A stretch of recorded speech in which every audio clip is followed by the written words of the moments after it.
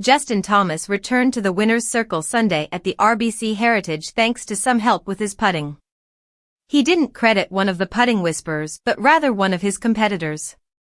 None other than world number 3 and two-time major winner Xander Schauffele was given kudos after Thomas ranked third in strokes gained, putting for the week, gaining 5.512 shots on the field on the putting surfaces at Harbour Town Golf Links on Hilton Head Island, South Carolina.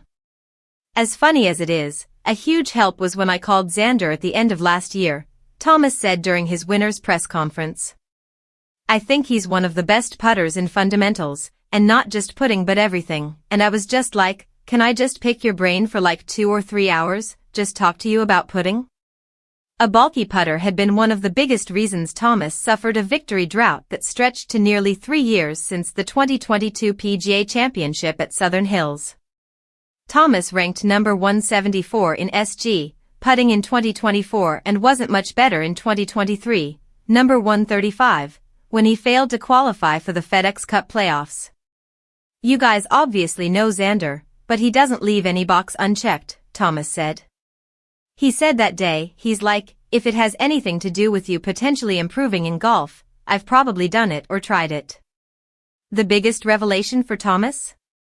That he had abandoned what made him successful during his heyday and tried too many things. The more I was talking, I'm like, I don't do any of the things that I used to do in my best putting years, 2017 to 18, he said.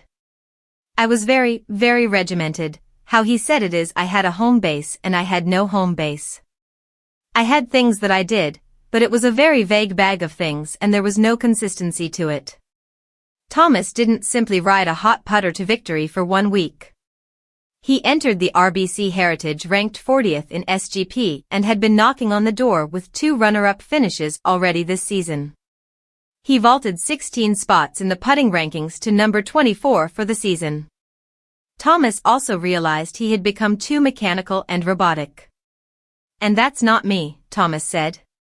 I'm better off. I call it pro-am putting, when it's like I obviously want to make a putt that I'm hitting in a pro-am but I'm not grinding on reed and thinking about all these different things. I'm pretty much stepping up, give it a look and go, and how often I make putts. It was probably more up here than it was anywhere else. The 3-hour session with Schauffele has paid dividends.